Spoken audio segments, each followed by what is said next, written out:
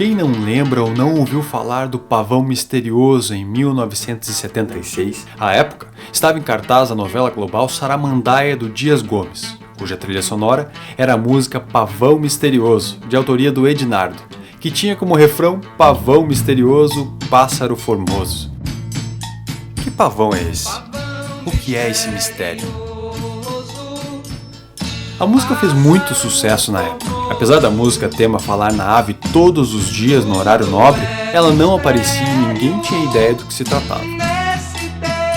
Em 1974, convidado pelo então ministro da Fazenda, Mário Henrique Simonsen, para presidir a Caixa, o engenheiro Carlos Richbiter, que presidia a BADEB à época, após analisar os dados da instituição, foi ao ministro e disse que só aceitaria o cargo se pudesse melhorar os salários dos empregados, então muito defasados em relação ao mercado. Ele assumiu a presidência e solicitou que a área de recursos humanos da Caixa elaborasse um novo quadro de cargos e salários que melhorasse o salário dos empregados.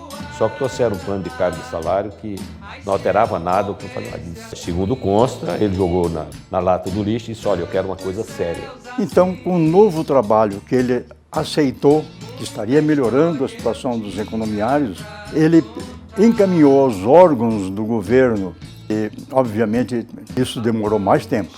Ia e via para aprovar aquela burocracia. E a angústia do economiário continuava. Como todo dia se falava muito, a música era famosa, Pavão Misterioso, ele nunca aparecia, o economiário, cansado de esperar o plano de cargos e salários, resolveu fazer uma brincadeira e dizer assim, esse é o Pavão Misterioso, não aparece nunca.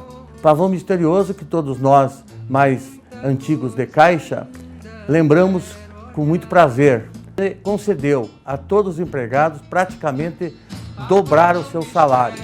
E aí a gestão dele, a partir da satisfação do economiário vivendo bem, ganhando bem, trabalhando feliz, foi outra. Por isso o Richbiter teve uma gestão fecunda, vitoriosa. O folclore da Caixa passou a incorporar o Pavão Misterioso, que trouxe tanta felicidade para o economiário. Esse não foi o único ato de Carlos Richbiter, um gestor humano e sensível que soube valorizar os empregados. Ele foi um grande administrador, cujas ações trouxeram muitos avanços para a Caixa. Carlos Richbiter é um nome que merece ser exaltado, não só porque era uma pessoa de caráter excepcional, inteligente, culto, uma visão abrangente de problemas sociais, desde os que assolam os municípios, estados e o próprio país, como também dos efeitos que as alterações no exterior poderiam causar na economia do país. Carlos Richbiter sempre foi um entusiasta da ação social de governo. E ele era uma pessoa impregnada de cidadania. Ele tinha uma plena convicção e transmitia isso, de que cada um tinha a possibilidade de, exercendo uma função pública, dar o melhor de si para que a sociedade se beneficiasse. Ele tinha ideia nítida do potencial da Caixa como instrumento do governo federal para atender as regiões e classes de menor renda.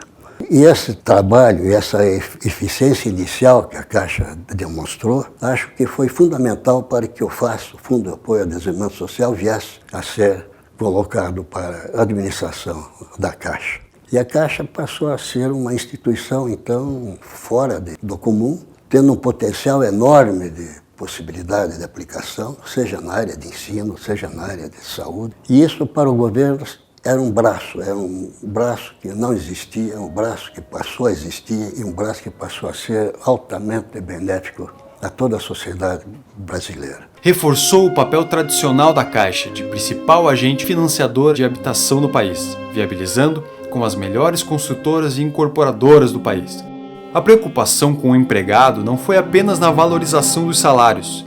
Richbiter também pensava na qualidade de vida. Foi ele quem viabilizou a verba que possibilitou a construção das sedes das associações de pessoal de todo o Brasil. Em julho de 1977, criou uma entidade de previdência privada para complementar os proventos de aposentadoria, a FUNCEF, oferecendo maior segurança no futuro. Ele implantou as bases para a criação da fundação, que a fundação foi realmente consolidada um tempo curto. O SAS foi extinto no dia 7 de julho e no dia 1º de agosto a FUNCEF entrou em funcionamento. E a FUNCEF o que é que veio? Veio dar a nós aposentados da Caixa uma condição digna de, depois da aposentadoria, se manter com a complementação dos proventos, que era uma preocupação dele. Ele se preocupava não com o empregado nativo, ele se preocupava com o empregado na Caixa e depois da Caixa. Então isso eram coisas que eram típicas do Dr. Carlos Richibiter. Richibiter também soube valorizar as mulheres. Percebeu que todos os cargos de gerente geral eram ocupados por homens e nomeou pessoalmente a primeira gerente geral para a filial Manaus. Richibiter não teve papel de destaque apenas na Caixa. Foi notável na vida pública, política e empresarial do Paraná e do Brasil. Eles tinham uma visão muito clara do que seria o planeta. Ia ser uma aldeia global. Quem não se inserisse naquele contexto iria ficar para trás. Quando o Carlos assumiu a presidência do BADEP, ele insetou aquele movimento de atrair empresas multinacionais, porque nós não tínhamos uma base industrial. O Paraná era muito incipiente em indústria. Foi nessa época que o Paraná começou a se industrializar e atrair empresas estrangeiras. O Volvo veio para cá com atuação muito firme do Carlos. Então, o Carlos tinha essa percepção que, antes de entrar na área de serviços aqui no Paraná, nós não podíamos pular a fase da industrialização. Acho que ele fez uma contribuição enorme para o desenvolvimento do Paraná, quando se envolveu na criação, ainda na Codepar, na criação da cidade industrial de Curitiba. Foi o homem que estimulou a vinda de grandes investimentos para o Estado. Eu lembro da Philip Morris, da Volvo, da Bosch, grandes fábricas que até hoje contribuem para o desenvolvimento do Estado do Paraná. O engenheiro Carlos Richibiter não era apenas um homem das ciências exatas. Amante das artes, também escrevia e desenhava. E nos últimos anos de vida dele, ele acabou também se dedicando à produção literária. Ele primeiro, logo após o falecimento da minha mãe, em 91, ele fez um livro em homenagem ao sogro dele, que era pintor. Um livro muito bacana chamado Paul Garfunkel, um francês no Brasil. A segunda obra em que ele se engajou foi as traduções dos poemas do Rainer Maria Rilke, que era o poeta alemão favorito dele.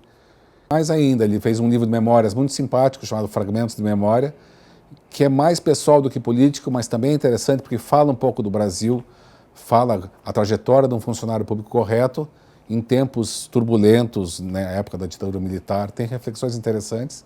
Às vésperas de o deixar em 2013, com a ajuda da Rita Solieri, ele fez um livro muito bonito com as obras de arte dele. São trabalhos muito simples de concepção. Ele recortava pedacinhos de imagens que ele gostava, obras de arte, figuras de revista, colava no papel e ia desenhando metodicamente a lápis em volta. Trajetória de vida bem impressionante, assim, para mim que sou filha, e que se manteve quase uma pessoa normal até o fim da vida, porque não há dúvida que o poder mexe com o temperamento das pessoas, né, com o comportamento delas, e meu pai foi um homem que sobreviveu super bem a isso. E, enfim, era um avô muito querido com os netos dele. Um homem que gostava de bichos, que gostava de gatos e cachorros, gostava de plantas. Teve uma vida muito boa. Ele fala no livro dele que ele queria que chamasse Memórias de uma Boa Vida. Foi casado com minha mãe durante 30 anos e foi muito feliz. E depois teve a sorte de conhecer a Rosita e foi casado há mais 20 anos, também muito feliz. E morreu com 85 anos, eu acho, tendo tido uma vida bem feliz. Um homem do Brasil e do mundo, que embora vivendo num período difícil do militarismo, sempre respeitou acima de tudo a democracia. Foi um dos paranaenses que mais se projetou na vida política do país, sempre agindo com correção e respeito às pessoas, às leis e aos seus princípios. Um homem de grandes valores, que nunca perdeu a simplicidade e sempre tratou com muita afabilidade a todas as pessoas. Um homem que enche de orgulho os paranaenses e continua vivo no coração dos economiários. O capítulo Presidência da Caixa Econômica foi um capítulo especial em sua vida, viu? Mesmo porque depois que deixou a função, chegou a exercer cargo de ministro, mas a Caixa sempre esteve no foco das suas preocupações, acompanhava. Acho que até sofria quando a situação não era lá tão favorável, viu? Mas nunca se desligou. A Caixa estava impregnada na sua alma e assim ficou, acho eu, até o final da sua vida. E eu acho que a Caixa foi o momento em que ele melhor pôde exercer essa coisa que, como funcionário público correto que ele era, que é essa paixão de buscar um país, como ele dizia, economicamente mais forte e socialmente mais justo. Acho que na Caixa foi onde ele encontrou as condições institucionais, as pessoas, e ele conseguiu fazer isso, dar um exemplo que deixou seus frutos até hoje. Um exemplo a ser exaltado, é um exemplo a ser seguido, e gostaria eu, honestamente, que a maior parte dos administradores desse país conhecesse o trabalho de Carlos Ruiz Bittel, se inspirasse nele e desse a sua melhor condição de trabalho para o bem da sociedade. É o que eu posso falar. Uma garra e uma dignidade, uma tranquilidade para tomar decisões, né? É muito acentuada.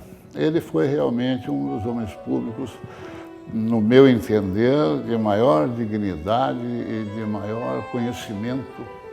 Nós devemos muito a Carlos Ruiz Bittel, não só pelo fato dele ter atendido às reivindicações dos empregados da Caixa, como também ter sido um grande gestor em termos de Caixa Econômica Federal, contribuindo significativamente não só para a nossa empresa, mas também para com o país. Ainda acho que era uma das mais importantes pessoas de nossa vida na Caixa e que contribuiu muito com o Brasil e principalmente com o Paraná.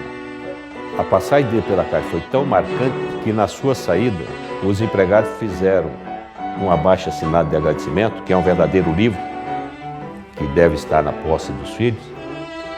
E nesse livro era assinatura de gente do Brasil inteiro. Tem dias que a gente se sente como quem partiu ou morreu. A gente estancou de repente, ou foi o mundo então que cresceu? A gente quer ter voz ativa, o nosso destino mandar. Mas eis que chega a roda viva e carrega o destino pra lá. Roda mundo, roda gigante, roda moinho, roda peão. O tempo rodou num instante nas voltas do meu coração. A gente vai contra a corrente até não poder resistir. Na volta do barco